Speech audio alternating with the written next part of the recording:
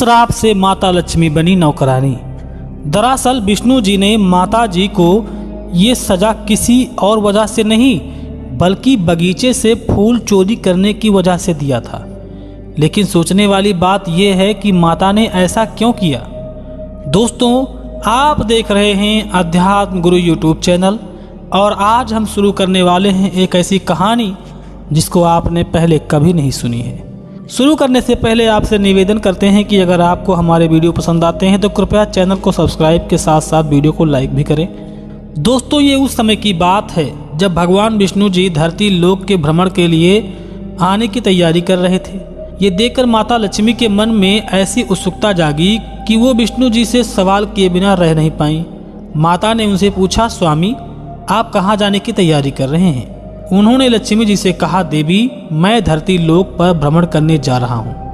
लक्ष्मी जी ने कहा, स्वामी मैं भी आपके साथ जाना चाहती हूँ। ये सुनकर भगवान नारायण बोले, देवी आप चलना चाहती तो हैं, चलिए जरूर, लेकिन इसके लिए आपको मेरी एक शर्त माननी पड़ेगी। शर्त यह है कि आप धरती लोक पर उत्तर दिशा की ओर मत देखिएगा। लक्ष्मी जी ने ये शर्त मान ली और इसके बाद दोनों धरती लोक पर जाने के लिए निकल पड़े। सुबह सुबह दोनों पति पत्नी धरती लोक पर पहुंचे, जहां रात को बरसात होने की वजह से वहां का मौसम काफी सुहावना हो गया था। ये देखकर माता लक्ष्मी जी प्रकृति की सुंदरता में इतनी खो गईं कि वो विष्णु जी की दी गई शर्त को भी भूल गईं। इधर उधर देखते हुए वह उत्तर दिशा की ओर देखने लगी। वही पास के बगीचे से फूलों की खुशबू आ रही थी। माँ लक्ष्मी वहीं गईं, वहां से फूल तोड़ने लगी। इसके बाद वो विष्णु जी के पास पहुंची। माता के हाथों में फूल देखकर नारायण समझ गए कि लक्ष्मी जी अपनी शर्त भूल गई हैं। लेकिन उन्हें सबसे ज्यादा दुख इस बात का हुआ कि वो किसी माली के बगीचे से फूल चुरा कर लाई हैं। माता लक्ष्मी को जब इस बात का एहसास हुआ तो उन्होंने प्रभु से माफी मांगी।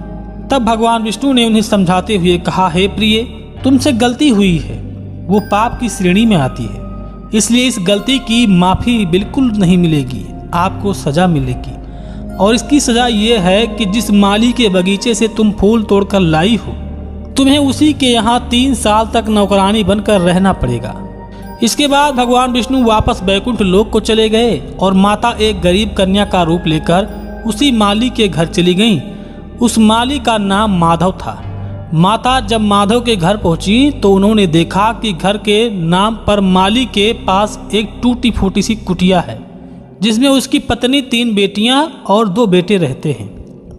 लक्ष्मी जी माधव के पास गईं और उससे बोली, बाबा मैं एक गरीब कन्या हूँ, मेरी देखभाल करने वाला इस दुनिया में कोई नहीं है, इसलिए अगर आप मुझे अपने यहाँ काम पर रख लें तो आपकी बड़ी मेहरबानी होगी। ये सुनकर माली चौंक गया। उसने कहा, बेटी मैं तो खुद एक गरीब हूँ, किसी तरह बगीचे के फूल बेचकर अपना परिवार चला रहा हूँ, ऐसे में तुम्हें क्या काम दूँ? लेकिन अगर तुम चाहो तो मेरे यहाँ बेटी की तरह रह सकती हो। जो कुछ रूखा सूखा हम सब खाते हैं वही तुम्हें भी दे दिया करेंगे। माधव की ये बात सुनकर माता लक्ष्मी का मन मोम की तरह पिघल गया और वो वहाँ रहने के लिए तुरंत तैयार हो गई। लेकिन माता के आने से माली के जीवन में चमत्कारी बदलाव आने लगा। उसकी फूलों की बिक्री इतनी बढ़ गई कि उसने गाय, नया घर, पत्नी के लिए गहने और तो और अपनी बेटी और बेटों के लिए बहुत सारे नए नए कपड़े भी खरीदे। एक दिन माधव अकेला बैठा अपने पुराने दिनों की याद कर रहा था। तब उसका ध्यान इस बात पर गया कि ये कन्या कोई आम कन्या नहीं है, क्योंकि इसके आने के बाद से ही हमारे धंधे में इतनी बढ़ोतरी हुई है। ये जरूर किसी देवी का अंश है। धीरे धीरे समय बीतता गया और माता को उस घर में 3 साल हो गए। एक दिन माधव खेतों से काम करके अपने घर वापस आया। उसने देखा उसके घर के दरवाजे पर एक देव स्वरूपी गहनों से लदी एक महिला खड़ी है। कुछ देर तक उसे देखने के बाद वो समझ गया कि ये कन्या कोई और नहीं बल्कि स्वयं माता लक्ष्मी जी थी।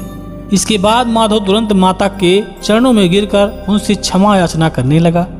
माता ने उससे कहा, माधव तुम जैसे साफ दिल वाले इंसान के यहाँ रहकर मुझे बहुत अच्छा लगा।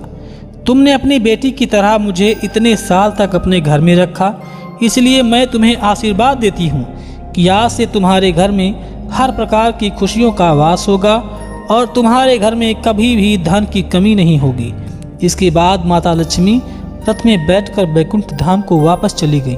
मित्रों, कैसी लगी ये कहानी हमें कमेंट करके ज़रूर बताएं। साथ में अगर वीडियो अच्छा लगा है तो वीडियो को लाइक करें, अपने मित्रों के पास भी शेयर करें। और अब लेते हैं आपसे इजाज़त। जय श्री राम।